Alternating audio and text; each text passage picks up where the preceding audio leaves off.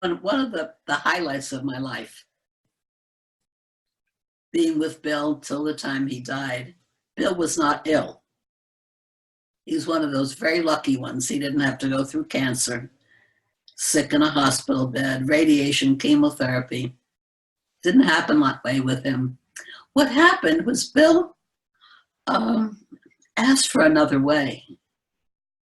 He asked from the depth of his being, from the pain of living a life that was unsatisfying to him and uncomfortable. His relationship with Helen was a very, very difficult one. They were tied together. They knew they were tied together and they resented it. Helen was not kind to Bill. Bill had a very sharp wit, and he used his humor very often in a sharp way, not always in a kind way. I could say Bill was about as judgmental as any of us, but he was more aware.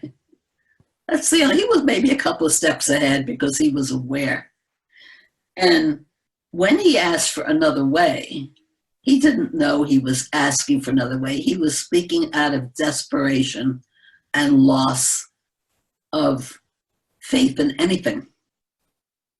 And Helen was sitting right next to him. She must have thought for a moment, he's being very dramatic for Bill. Bill's not like that, if she thought that at all, but something in her had her put out her hand and say, I don't know what another way is. We're psychologists. We know pretty much all the ways there are, people getting along with each other. But if there is another way, I will help you find it. That was the pivotal moment in A Course in Miracles. Two people came together in pain and agreed there must be another way. And they agreed to find it together. Two people who didn't even get along. I'm not saying they didn't like each other. There was something much deeper that held them together, but they asked for another way. So all through Bill's life, as I knew him, he was literally trying to practice the Course. Helen was not. He was. He was the one who asked for it. She did not. She said, I'll help you find it. She didn't say, I'll help you do it. So he really, really worked hard on trying to get rid of a lot of the prejudices he had and the kind of state of fear that many people in our country lived in who were homosexual. He was a professional. He was well respected. He was at the top of his field, and he did not want anyone to know he was gay. Well, gay is a word we use today in this country. Homosexual is what we use then. Gay denotes being happy because it's the same word. He wasn't happy. He was highly intelligent, very funny, had good friends. Most everybody liked Bill, but hardly anyone got close to him. He was totally and completely understanding about his double life and never wanted it to be revealed.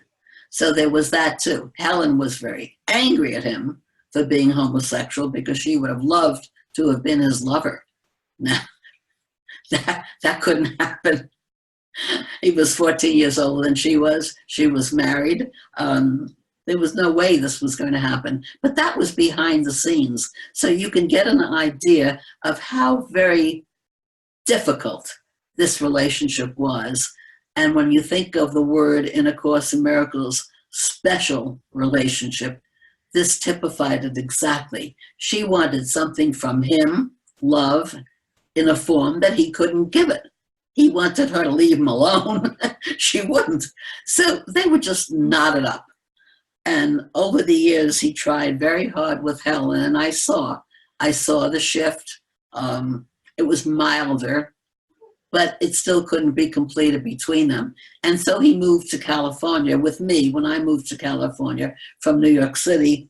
And we lived very close to each other, 2 minutes away, and with our friend Jerry Jampolsky. And I saw Bill every day every day practicing the course with us.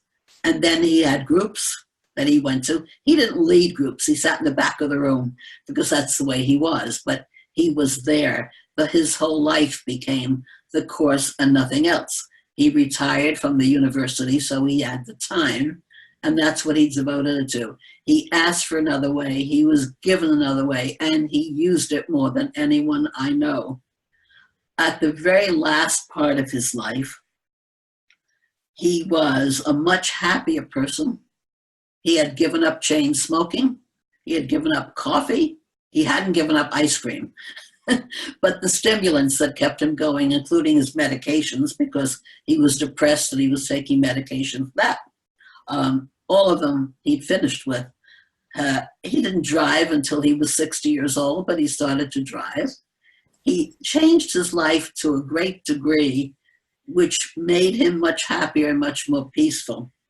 And about a week before he died, I knew he was coming to visit me. I called him up and I told him what the weather was and that we were going to have a big party for him on the 4th of July, which is the big Independence Day in the United States. That was very important because that was a symbol. Independence Day is what you think of, freedom and independence. He came to visit, and the first thing I noticed that this was not Bill. It was Bill's body, but it wasn't Bill's personality. He was very, very tall and slim, and he was practically dancing on his toes. He was so completely joyful and so absolutely happy. And I hadn't seen him for a while and was stunned. I said, "Are you on anything?" He said, "No." And I said, what happened? And he said, "Well, I've been making sure all my relationships are in order." I said, "What do you mean by that?" He said, "I let go of all my judgments. I'm completely and absolutely at peace with everybody." So I said, "Well, what about so-and-so?" Because I knew we didn't like him. Spent last weekend with him. We went on hikes. Everything's gone. He's a beautiful person. Well, what about her, his old girlfriend that he never married because he was gay? And what about her? And he just saw her a month ago and he told her why he never married her. All of these years, she didn't know. And they had a wonderful time together. And she said, "Well, maybe you'd like to live with me now." And he said, "I don't think so, but we should keep very close in touch." I went through a whole list of all the people I knew that he really didn't care that much for. He had systematically put himself in a position to tell each of them that he had been wrong about the way he had seen them and to please forgive him. And he was forgiven. In some of the cases, he said, they didn't even know I had these thoughts. They were more surprised. "I always thought you liked me." Well, they understood what he meant, of course. But he came completely happy. And I thought something was a little bit strange, but I do know that when he said all his relationships were healed, they were. And we had a nice quiet evening, and my husband too. And the next morning was a party for him. So it was the 4th of July. And when he was staying with us, when he came in for breakfast, I said, "Do you still feel good?" And he looked at me and he said, "I'm free. Today is my day of freedom." Well, of course it is. It's the 4th of July. And yet I knew he meant something more. And so since I had a lot of people coming for dinner that night, I had to go to the store and get more food. There are certain people you meet who never have enough to give people. I'm one of those. I never think I have enough food in the house, so I always end up with much too much. And even today, we're thinking about feeding us all, right? Yes. You're in my house and I can't feed you. That's very hard. Make believe I did.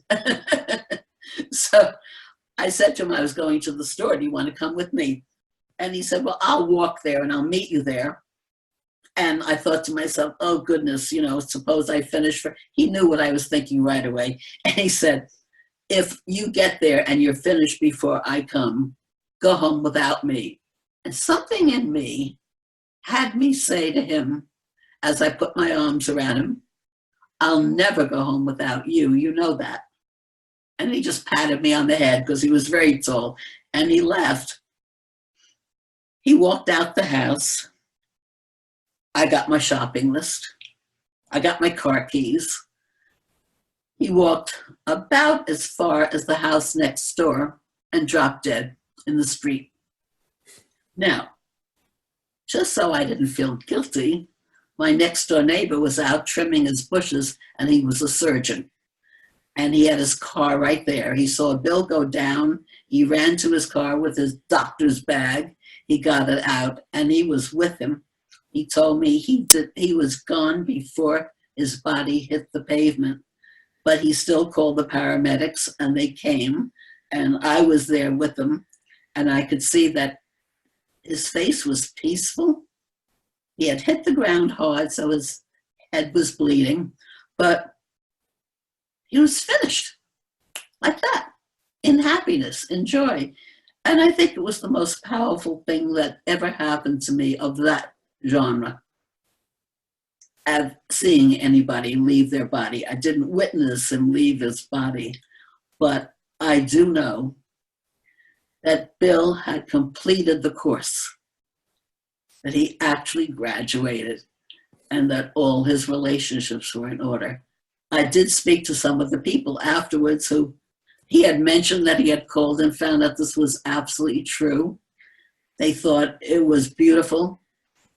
They had nothing but love for him, and they were so glad that he left on that note. So we can say that, in my mind, Bill transcended. He left behind, he rose above everything that ever held him back. And I was so grateful to see it. We are very grateful that you shared it. We could hear it from you. This is fun. Can we go on all day? Oh, see, it's day for me. It's night for you. I forgot.